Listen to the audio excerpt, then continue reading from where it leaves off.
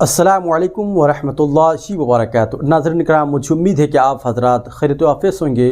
اللہ تبارک و تعالیٰ سے دعا ہے کہ زمینی اور آسمانی بلاؤں سے آپ کو محفوظ و معمور فرمائے۔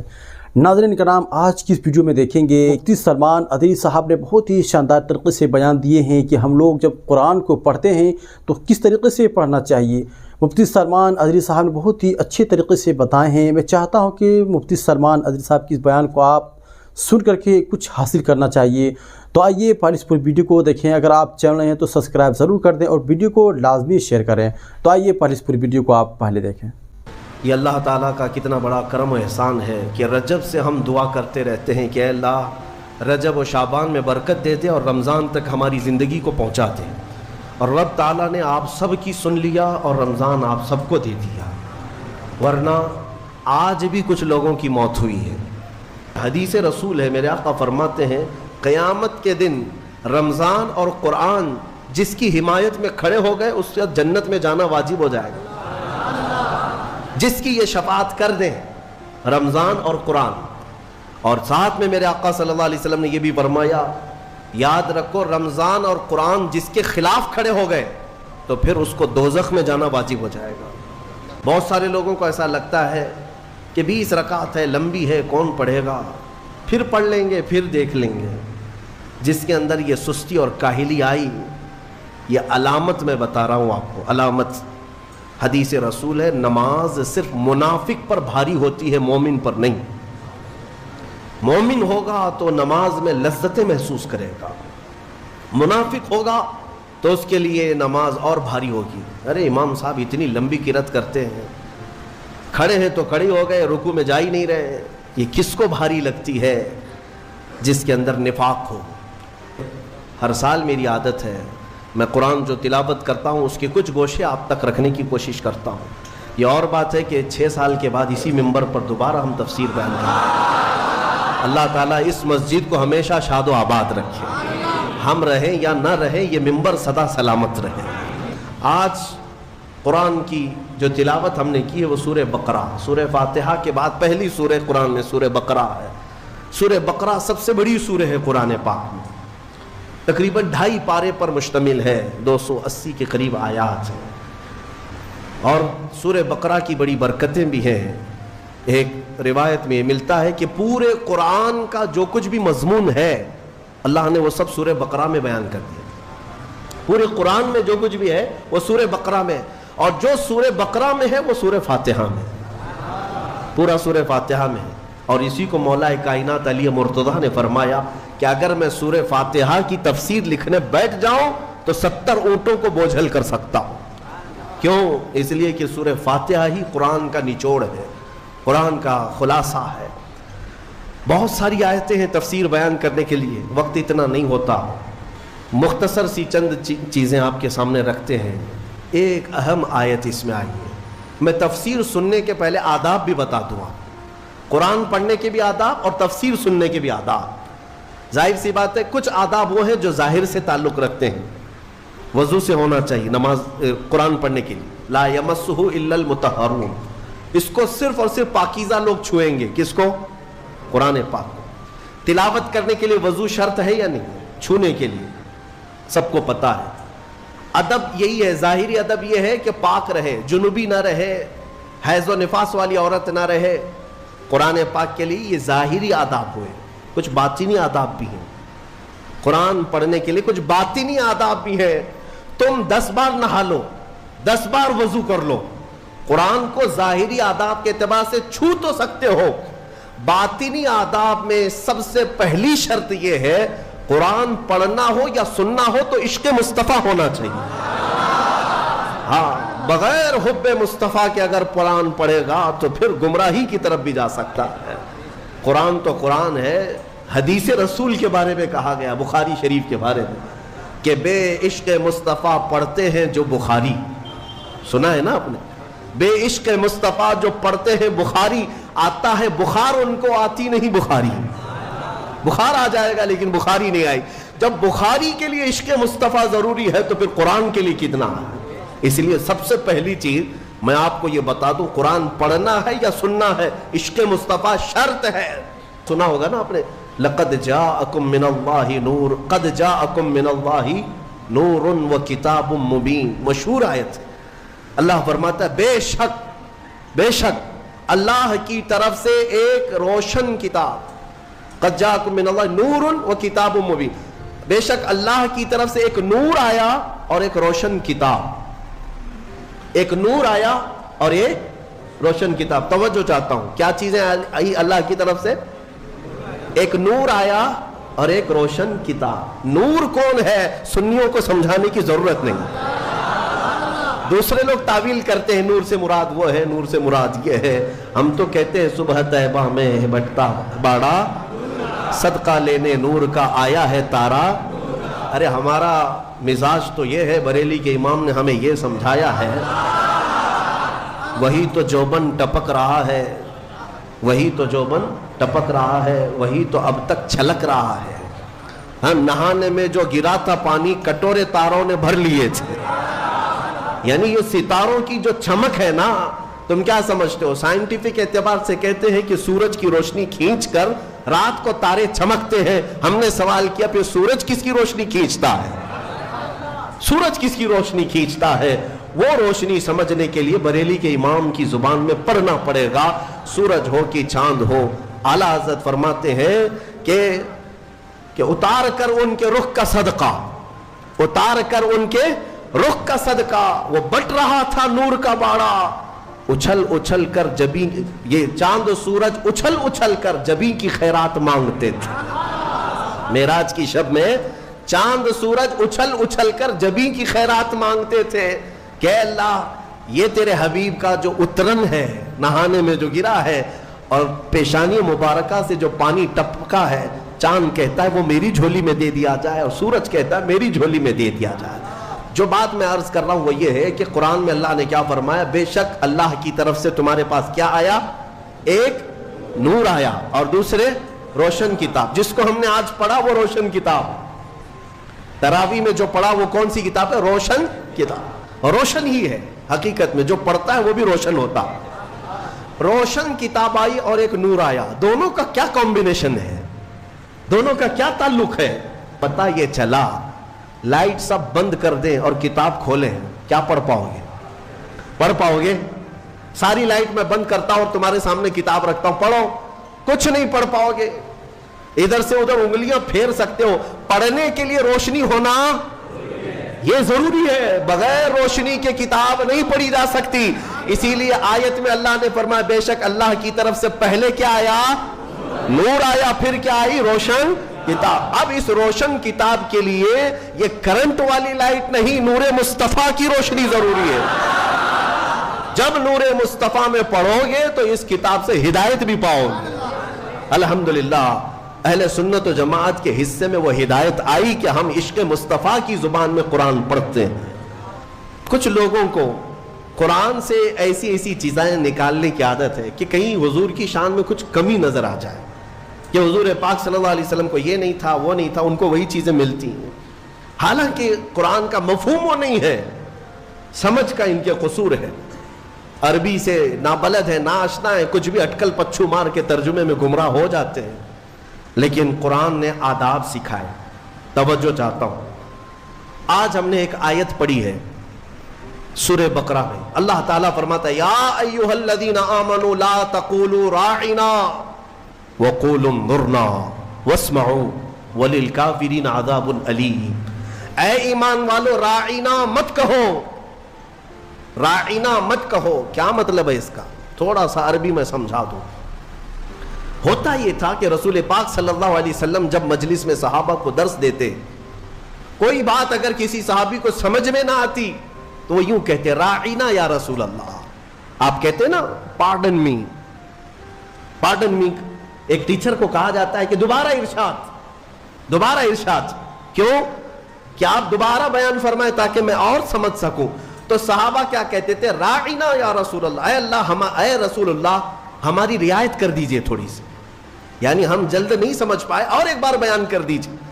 लेकिन उसी जमाने में राइना सहाबा किस नियत से कहते थे? ऐ अल्लाह के रसूल हमारी रियायत कीजिए। उसी जमाने में यहूदियों की जुबान में राइना का तर्जुमा गलत था। राइना का मतलब होता था हमारा चरवाहा, हमारा चरवाहा। तो होता ये था कि सहाबा कहते थे राइना या रसूल अल्लाह, हमारी रियायत कर दीजिए अल्लाह के रसूल। यहूदी जो सुनते थे तो मजाक उड़ाते थे। देखो मुसलमानों को अपने ही नबी को अपना चरवाहा कहते हैं, अपने ही नबी को अपना चरवाहा कहते, वो ठट्टा मार करके हंसते थे, मजाक उड़ाते थे। लेकिन मुझे बताओ मेरे अजीजों, किसी सहाबी के दिल में ये नीयत थी, उनके ख्वाब ख्याल में भी ये गुमान नहीं कि हम हुजूर के बारे में ऐसा सोचें, लेकिन वो अपनी जुबान में कह रहे थे। लेकिन देखें कानूने खुदाबंदी को, अल्लाह ने इस लफ्ज को भी मना कर दिया जिसका माना किसी भी जुबान में अलग आ सकता हो, वो जुमला मेरे नबी की शान में बोला ही ना जाए, बोला ही ना जाए। और आम लोगों को नहीं, उम्मत में अगर सबसे अच्छे लोग कोई थे तो रसूल के सहाबा थे। उनको अल्लाह ने तंबीह करते हुए फरमाया, ऐ ईमान वालों, आज के बाद से राइना न कहो। जब अगर दोबारा कहने की बात आए हुजूर की बारगाह में तो क्या कहो, अल्लाह ने वो भी सिखाया। कहो वक़ूल उन्ज़ुरना, यूं कहो नजरे करम फरमाई, अल्लाह नजरे करम फरमाइए। ऐसा लफ्ज इस्तेमाल करो नबी की बारगाह में जिसका कोई भी कोढ़ी दूसरा तर्जुमा कर भी ना सके। कोई भी दिल के कोढ़ वाला मरीज जो गुस्ताख है, बुग़्ज़ रखता है, अदावत रखता है, वो ऐसा तस्वुर भी ना ला सके। अजीज़ान गिरामी, सहाबा को जब ये तंबीह कर दी गई थी, अब हमारा और तुम्हारा हाल क्या है? बाज ऐसे लोग हैं जो नबी पाक सल्लल्लाहु तआला अलैहि वसल्लम के लिए, हुजूर पाक सल्लल्लाहु तआला अलैहि वसल्लम के लिए अल्फाज की हेरा फेरी के साथ वो शान रिसालत में तनकीस करने को और गुस्ताखी करने को ये समझते हैं कि हम बहुत पढ़े लिखे लोग हैं, हम बहुत एजुकेटेड लोग। सहाबा को जब ये तंबीह कर दी गई कि आप राइना नहीं कहेंगे आज के बाद, और इतना ही नहीं बल्कि आगे ये भी तंबीह कर दिया रब ताला ने, वक़ूलु उन्ज़ुरना वस्मऊ, ये कहने की जरूरत भी क्यों आएगी, गौर से सुना करो। जब नबी बयान करे तो गौर से सुना करो। सहाबा को इतनी तंबीह है। दूसरी आयतें हैं सूरह हुजरात की, वो पढ़ेंगे तो अश अश कर जाए आप। मौला फरमाता है ला तरफ़ऊ अस्वातकुम फ़ौक़ सौतिन नबी, तुम में से कोई बुलंद आवाज से नबी की बारगाह में बात भी ना करे। सहाबा को कहा गया। ये भी आयत किसके लिए उतरी थी? एक सहाबी थे जिनको सुनाई कम देता था, हज़रत कैस। कम सुनाई जिसको देता है ना, वो बुलंद आवाज से बात करता है। तजुर्बा मालूम होगा आपको, जिसको कम सुनाई देता है वो ऊंचा बोलता है। उस सहाबी की आदत थी, वो जोर से कहते थे या रसूल अल्लाह आपने क्या कहा। मौला को ये भी पसंद नहीं था। इताब नाजिल फरमाया कि अगर तुमने बुलंद आवाज से बात की मेरे नबी के दरबार में, जितने अमाल थे अब तक के सब जाया हो गए, सब खत्म हो गए। अंतहबत अमालुकुम व अंतुम ला तशउरून, तुम्हें गुमान भी नहीं होगा, तुम्हें पता भी नहीं चलेगा, सारे अमाल जाया कर दिए जाएंगे। बारगाह रसूल के आदाब भी कुरान में आए। सहाबा जब घर पर जाए रसूल के, क्या करें? वो अल्लाह के रसूल के घर के बाहर जाना हो, दस्तक दें, पुकारें, क्या करें? अल्लाह ताला फरमाता है इन्नल्लज़ीना युनादूनका मिन वराइल हुजुराति अक्सरुहुम ला याक़िलून। अल्लाह रब फरमाता है वो लोग बेशक जो नबी के हुजरे के बाहर खड़े होकर के नबी को पुकारते हैं, उनमें से अक्सर लोग अक्ल वाले नहीं हैं। जो पुकारते हैं उसमें अक्सर लोग अक्ल वाले नहीं हैं। अरे अंदर वाले को बुलाने के लिए क्या कहना पड़ेगा, क्या कहना पड़ेगा? पुकारना तो ये है। लेकिन मौला फरमा रहा है वो अकल वाले लोग नहीं है जो हुजरे के बाहर खड़े होकर के हुजूर को पुकार रहे हैं। तो फिर क्या है?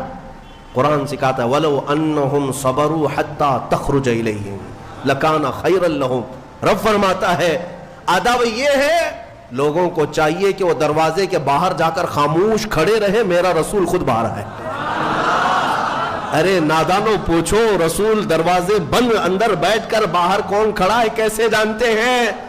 यही अकीदा बरेली के इमाम ने हमें दी। और कोई गैब क्या तुमसे नेहा हो भला, जब न खुदा ही छुपा।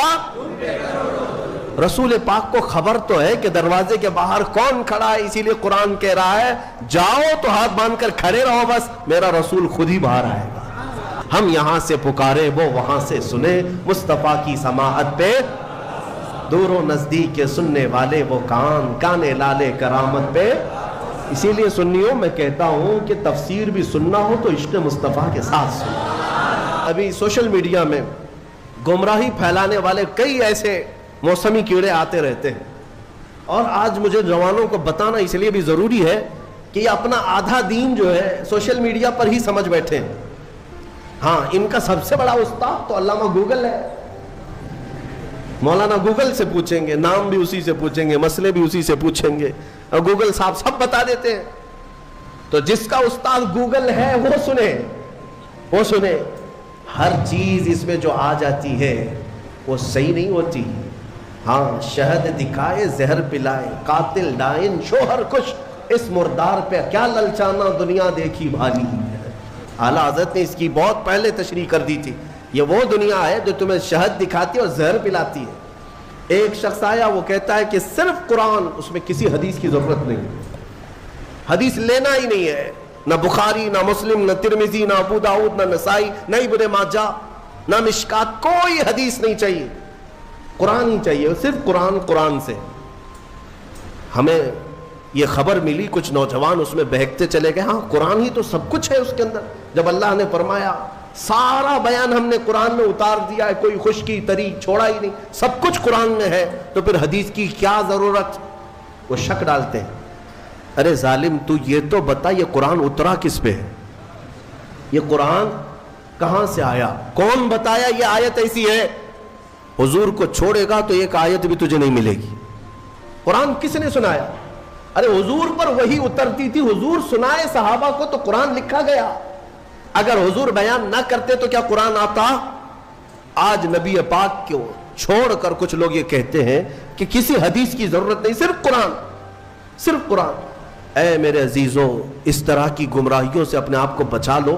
میں حدیث میں یہ بھی بتا دوں، حضور پاک صلی اللہ علیہ وسلم نے یہ بھی بشارت 1400 سال پہلے دی. فرمایا ایک زمانہ تم پر آئے گا، ایک شخص آئے گا جو تکیے پر ٹیک لگا کر بیٹھا رہے گا اور پھر لوگوں سے کہے گا کہ صرف قرآن ہی کافی ہے، کسی حدیث کی ضرورت نہیں. حضور نے 1400 سال پہلے بتایا تھا. حضور نے یہ بھی فرمایا یہ وہ لوگ ہیں جن کے لیے قرآن حلق سے نہیں اترتا، انہیں قرآن کی سمجھ نہیں ہے، لیکن وہ قرآن کے ذریعے پوری دنیا کو گمراہ کرنے کی کوشش کرتے.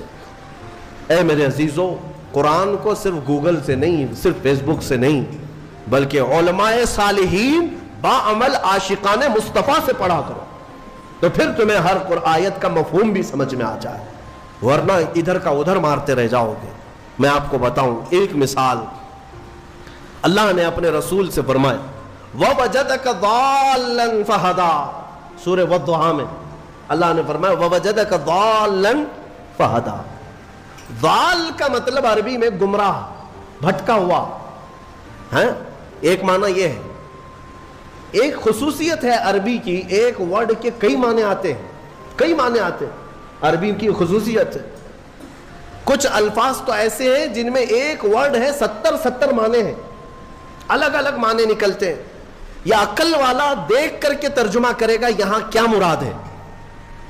فار ایگزامپل العین، یہ عربی کا ایک ورڈ ہے جو آنکھ کو بھی کہتے ہیں، گھٹنے کو بھی عین کہتے ہیں، سورج کو بھی عین کہتے ہیں، پانی سے جو چشمہ نکلتا ہے نا سوتا، اسے بھی عین کہتے ہیں، اور پوری ذات کو بھی عین کہتے ہیں. کتنے معنی ہو گئے؟ سب ڈیفرنٹ ہیں. تو اب اگر کہیں یہ کہہ دے کسی نے یہ کہہ دیا کہ میری عین سے پانی آ رہا تھا، تو ترجمہ کرنے والا ہے کہ ہاں مولانا کے گھٹنے سے پانی آ رہا تھا. ہاں، یا ترجمہ یہ کرو شاید مولانا کے سورج سے پانی آ رہا تھا. ارے میاں یہاں سورج کہاں سے آ گیا؟ ہاں، عقل والا اتنا تو ترجمہ کرے گا. اگر یہ کہہ رہے میری عین سے پانی آ رہا تھا تو شاید ان کی آنکھ سے پانی آ رہا تھا. سمجھ میں آیا؟ ہاں، اتنی تو سمجھ ماشاءاللہ ہمارا مجمع رکھتا ہے. اگر میں ایک جملہ کہہ دوں تو ترجمہ آپ خود ہی کر لیں گے. مثال کے طور پر اگر میں یہ کہہ دوں عربی میں کہ آج عین 6:30 بجے نکل گیا، تو آپ ترجمہ کیا کریں گے؟ مولانا کا گھٹنا 6:30 بجے نکل گیا. یہ کریں گے؟ آپ کیا کریں گے؟ سچ بتاؤ. سورج. الحمدللہ، یہ عقل ہے، یہ اتنی سمجھ ہے کہ سورج آج 6:30 بجے نکل گیا، یہ مطلب ہے. لیکن آؤ، جس کی مت ماری جاتی ہے، جس کے اندر عشق مصطفیٰ نہ ہو، کوڑ ہو، وہ ایسے ہی ترجمے کرتا ہے۔ ضال کا مطلب ہوتا ہے راستہ چھوڑا ہوا، بھٹکا ہوا، لیکن کچھ اچھے معنی بھی آتے ہیں اس کے، کچھ اچھے معنی بھی آتے ہیں، لیکن اچھے مکھی کو کہاں نظر آتے ہیں؟ وہ جسم میں جہاں زخم ہوگا وہیں بیٹھے گی نا، زخم جہاں دیکھتی وہاں بیٹھے گی، کیونکہ مکھی کو پیپ پینے کا شوق ہے، خون پینے کا شوق ہے، اچھی جگہ نہیں بیٹھے۔ بہرحال بلا تشبیہ و بلا تمثیل، حضور پاک صلی اللہ علیہ وسلم کو جب اللہ نے فرمایا وَوَجَدَكَ ضَالًّا فَهَدَىٰ، اے محبوب ہم نے آپ کو ضال پایا، تو کچھ لوگوں نے یہاں یہ تیر مار دیا، اے رسول ہم نے آپ کو بھٹکا ہوا پایا تو اب ہدایت دے دیا، آپ کو گمراہ پایا تو ہدایت دے دیا۔ ظالموں، اگر رسول ہی گمراہ ہے تو پھر امت کو کیا ہدایت دے؟ وہ خود بھٹکے ہوئے اگر تھے تمہارے ترجمے کے حساب سے۔ بے عشق مصطفیٰ جب اس طرح کی تک بندیاں کرو گے، تیر مارو گے تو یہی ہوگا۔ ان سے جا کر پکڑ کر کوئی پوچھے کہ رسول گمراہ کب تھے، کب تھے کہ اللہ نے انہیں ہدایت دیا؟ اگر وہ بھٹکے ہوئے تھے، گمراہ تھے اور اللہ نے ان کو ہدایت دیا تو ہمارا عقیدہ ہی ختم ہو گیا کہ رسول معصوم ہوتے ہیں، عقیدہ ہی ختم ہو جائے۔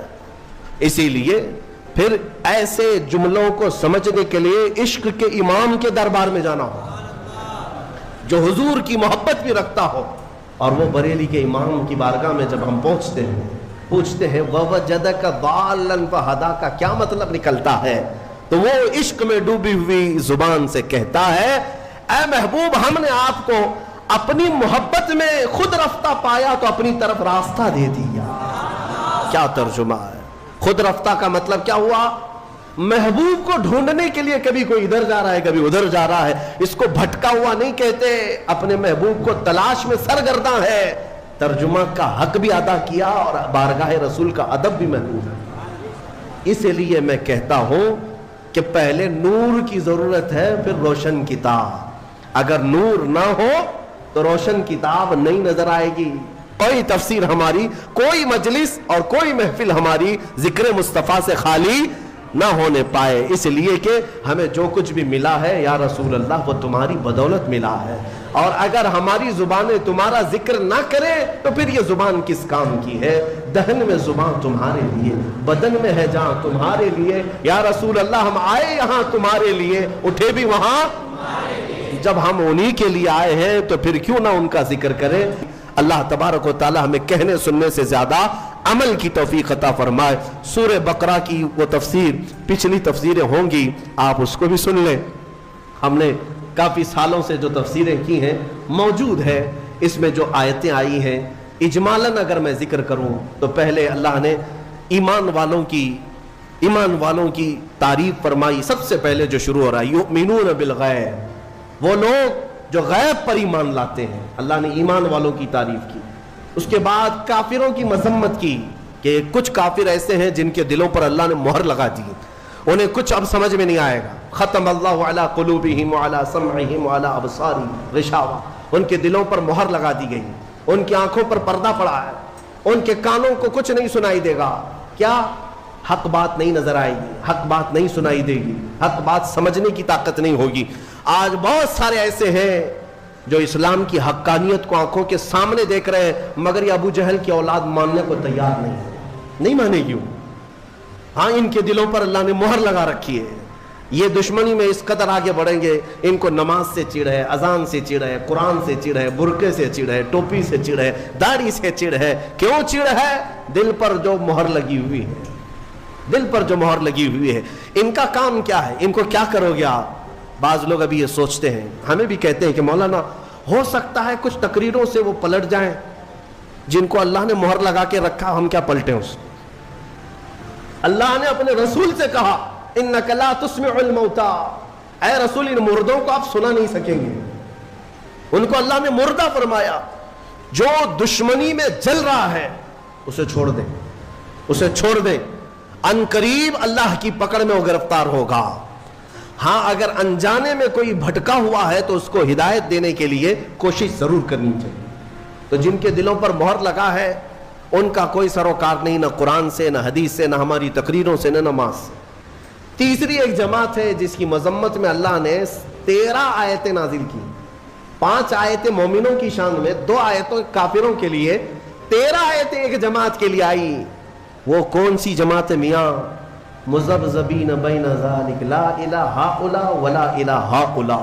قرآن کہتا ہے یہ وہ ہے جو مومنوں میں بھی نہیں ہے, کافروں میں بھی نہیں ہے, نہ ادھر کی ہے نہ ادھر کی ہے, ادھر کی ہے.